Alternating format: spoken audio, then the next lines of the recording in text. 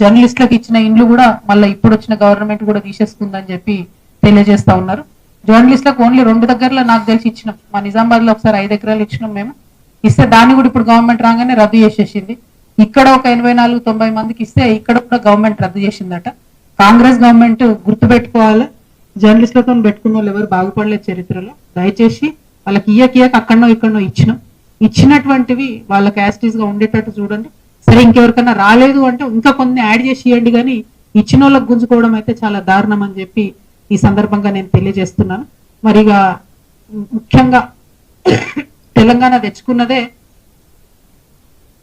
తెలంగాణ వాదులు, ఉద్యమకారులు, బీఆర్ఎస్ పాత నాయకులు, కొత్త నాయకులు అందరూ కూడా బాధపడుకుంటూ ఫోన్ చేస్తున్నారు.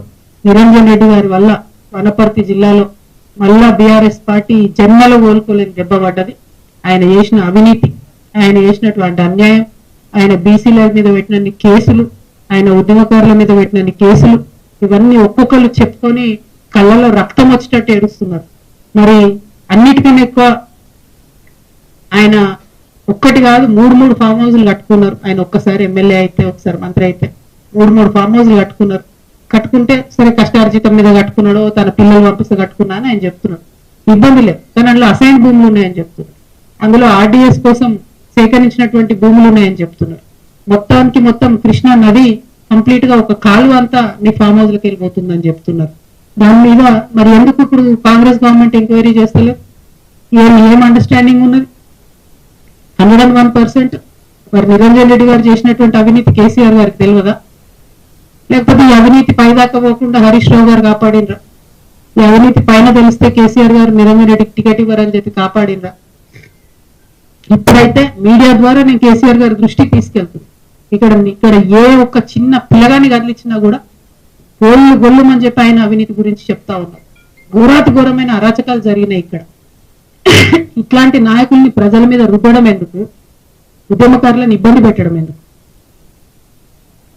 దయచేసి ఇట్లాంటి మనుషులు ప్రజా జీవితంలో ఉండకూడదండి. ఇక ఈయన మనిషి, ఈ పెద్ద మనిషి మా తండ్రి ఏజ్ ఉంటాడని ఆయన ఇన్ని రోజులు ఏమనలే నేను. ఈయనేమో ఈమె పుచ్చు వంకాయ సచ్చు వంకాయ అనేదో మాట్లాడుతున్నట్టు. నిరంజన్ రెడ్డి గారు, మీరు మా తండ్రి వయసులో ఉన్నారు కాబట్టి చాలా మర్యాద ఇచ్చి ఈ అంశాలన్నీ చాలా గౌరవంగా చెప్తున్నా నేను. మీరు అక్కడ లోకల్ ఎంఆర్ఓ ఆఫీస్ కాలబెడితే కూడా చూసుకుంటూ ఉండిపోయారట. మరి అది ఒకవేళ నిజంగా కేసీఆర్ గారికి తెలిసి ఊరుకుంటే మాత్రం 100% అది తప్పు అవుతుంది, అది కరెక్ట్ కాదు. ప్రజలు మంచి తీర్పు ఇచ్చారు. ఇంకా బీభత్సమైన మెజార్టీతో కొట్టేది ఉండే మిమ్మల్ని. ఇంకొకసారి నా మీద ఎటువంటి మాట్లాడితే తండ్రి వయసు కూడా చూడము, పిచ్చిగా మాట్లాడితే పుచ్చలేసిపోతా చెప్తున్నాను. సిన్సియర్ గా, సీరియస్ గా ప్రజల సమస్యల మీద మాట్లాడుకుంటూ తిరుగుతుంటే ఎందుకంత భయం అవుతుంది మీకు?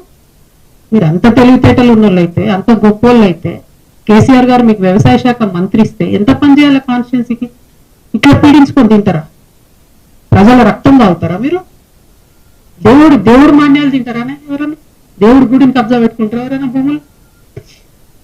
పెద్దర్స్ అంతా మీకే కావాలి, వనపర్తి మార్కెట్ మీకే కావాలి, గద్వాళ్ళ భూములు మీకే కావాలి. ఏంది ఇది? అంత ఉండాలి కదా భూదాహానికి, ధనదాహానికి. మరి ఈ విషయం కేసీఆర్ గారికి తెలుసో తెలియదో నాకు తెలియదు. నేనైతే బలంగా ఇప్పటి వరకు తెలియదని అనుకుంటున్నాను. ఇప్పుడు మీ ద్వారా తెలియజేస్తున్నా, ఇటువంటి నాయకుల్ని ఏ పార్టీ కూడా సహకరించొద్దండి, కరెక్ట్ కాదు. అరే ఒక్కొక్కరు విషయం చెప్తుంటే 32 మంది బీసీ బిడ్డల మీద కేసులు పెడతారండి. ఒక్కసారి కాదు, 2 సార్లు జైలుకు పంపించారు ఒక్కొక్కరిని. అయితే ఏమన్యాయం ఇది? ఏమన్నా రాచరికమా? ఊరేస్తారా ఎందుకు? నెక్స్ట్ మళ్ళా మీరు ఇంకా నా మీద మాట్లాడు. తప్పు చేస్తే నోరు మూసుకొని ఉండాలి కదా, కరెక్టా ఇది? ఇట్లాంటి వాటిని సహకరించడం ఏ పార్టీలకు కూడా కరెక్ట్ కాదు. 1 కాదు 2 కాదు, చూస్తుంటే వెతుకుతుంటే అయితే దారుణమైన నిజాలు బయటపడుతున్నాయి. డెఫినెట్ గా ఈయన హరీష్ రావు గారు మనిషి కాబట్టి ఏమి చర్యలు ఈయన మీద కాంగ్రెస్ ప్రభుత్వం తీసుకుంటుందని నేను బలంగా నమ్ముతున్నాను. ఎన్ని మాట్లాడిందండి రేవంత్ రెడ్డి గారు ఇక్కడికి వచ్చినప్పుడు? ఒక్క విషయంలో ఎంక్వైరీ చేసిరా? ఎన్ని టీవీ ఛానల్ వచ్చి స్టోరీలు చేసుకోపోయినాయి? ఏమైంది ఎంక్వైరీ? మరి ఇట్లా కరప్షన్ ఎంకరేజ్ చేసుకుంటూ పోతే తెలంగాణ ఉంటుందా? బాగుపడుతుందా ఎప్పటికన్నా? ఎందుకు మరి తెచ్చుకున్నది? కొందరి కోసమే తెలంగాణ. వర్గంలో ఉన్న పెద్ద మనిషి మీ మామగారు చూసి సిగ్గుపడుతుంటారు మిమ్మల్ని నా పేరు చెడగొట్టిన బాబా. చాలా అన్యాయం. నేను చాలా రోజులు సైలెంట్గా ఉన్నా. మీరు మీ మనుషులు పెట్టి మీరు మాట్లాడి ఎటువంటి ఎందుకు మాట్లాడాలి నా మీద? ఏం తెలుసు మీకు నా గురించి?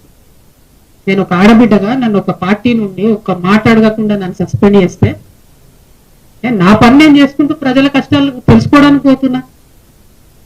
మీలాంటి వాళ్ళు నేను ఏమంటలేను కదా. చూసుకోవాలి కదా, అద్దాల మెడలు ఉన్నారు, వేల వేల మీద రాయలు వేయొద్దు.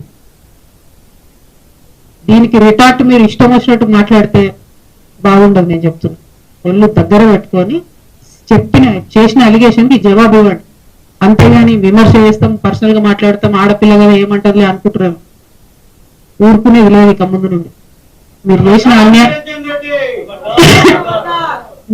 అన్యాయాలను చూస్తుంటే కింద చాలా చాలా దారుణమైన పరిస్థితులు ఉన్నాయి.